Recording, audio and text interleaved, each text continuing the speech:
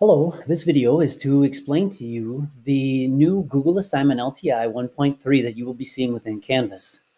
It is similar to the old Google Cloud assignment, but this one is more Google Classroom-like. But let's start by building an assignment. Like any cloud assignment, you want to attach your rubric ahead of time if you're going to be using rubrics for these assignments, because once you put on your cloud assignment, you won't be able to attach a rubric into SpeedGrader. So I have my rubric attached. I'm going to edit the assignment. What I want to do is I want to create an assignment that has a template for all students to get a copy of.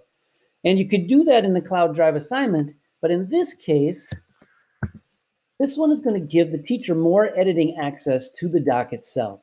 So I have a rubric worth 4 points, and it's going to go to my assignments. And so my submission type is going to be an external tool. Now, if you use cloud assignments, you know that you need to find your cloud assignment. And here's the old one. Right here's the new assignment LTI 1.3. And as soon as this comes up, those of you that are familiar with Google Classroom are going to recognize this user interface. So I get this. This is a little bit different than the cloud assignment. I need to attach my template to this assignment. Each student will get a copy. What's nice about the LTI is that this template will also put their name on the title, just like Google Classroom does. In the bottom section of this page, change the total points here to match the total points that you use to create the assignment. You can choose a due date right here, but this due date will not affect the calendar or gradebook or anything within Canvas. So for the most part, you can leave these alone, as well as the rubric. I'm going to create this assignment. And this is a funny part. I know you just got done with this. You want to select again, and you notice now a URL is in your external tool. And I'm going to save. Now, this is going to look a little bit different. Down below, it's going to look just like the Google Classroom user interface. So here's the points. I didn't put a due date on. I have a plagiarism checker that I could use to check originality. In this template, it's just a grid that the kids are going to fill out, so I don't need a plagiarism checker. And there's no submissions yet. So there's going to be no submissions here until the students open up the assignment. And then I will start to see their names populate this space right here. Notice how it's a little bit different. In the old cloud assignment, you would see the document here. In this one, I don't see the template. All right, I just trust that the students are getting the template I sent. So let's see how that looks. As a student, when I come down to the assignment, I'm going to see the assignment title, and here it is, the link to the assignment, and you notice that my name is now, as a student, is put on the title of the doc. I haven't opened it yet, I haven't submitted it yet. As a teacher, if I come back to the assignment, I'm going to see that my student hasn't opened up the doc yet, but they've gone to the assignment because there they are. And I can see that it has been assigned.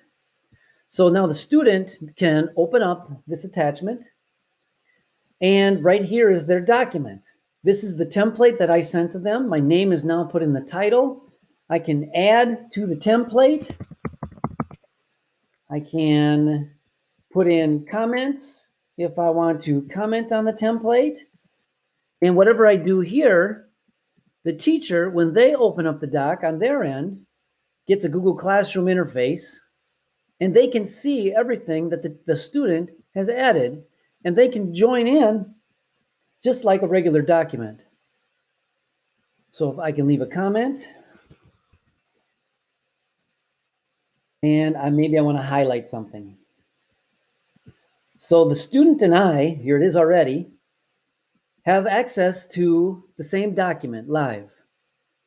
Now, here's another thing. As a student, if the student submits this document, if they're done and they submit it, the student is going to lose access to the document. So if I come back to the document, I now have view rights only, but the teacher retains editing rights. The teacher can use canned comments, just like in Google Classroom. I don't have any in my comment bank. If I leave a score here, it will populate the score in the Canvas speed grader. So this is one way that the teacher can work with the student's documents at the same time. Now, the student does have the option to unsubmit if they need to keep editing their document. And that will open up editing rights to the student. And I have all my tools back. Now, how does that look in SpeedGrader? I've been working with this document and we're close to being finished. What does it look like in SpeedGrader for the teacher? Remember, only the points that you put in this user interface will transfer to SpeedGrader. The rubric and due date will not. Let's take a look at SpeedGrader. Unfortunately, the submission will not show up in the SpeedGrader preview window.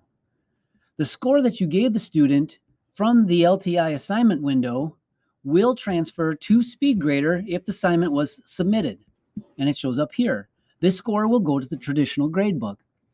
Teachers that need to assess proficiency levels for the mastery gradebook will still need to show the rubric and save so that a score here will go to both the traditional gradebook and the mastery gradebook. So this is the Google Assignment LTI. It looks and functions a lot like Google Classroom. It will keep a live copy of the document or slides with the student's name and the title for you and the student both to work on together. When a student submits an assignment, they will lose access to editing the assignment. The submission only means that the students lose access. They can unsubmit if they would like, and the teacher can send the doc back just like in Google Classroom. Preview of submissions do not show up in SpeedGrader though. Any score that a teacher puts it in the assignment window will show up in SpeedGrader and the traditional gradebook. The Google assignment settings that will not transfer are the rubric and the due dates. I hope this helps you understand the Google Assignment LTI. If you have any questions about Google Assignment LTI or anything else about Canvas, please contact your technology integration coach. Thanks for watching.